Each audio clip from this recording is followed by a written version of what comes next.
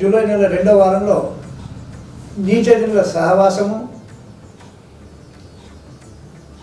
చేయకూడని పనులన్నీ కూడా చేయడము, అనాచారము,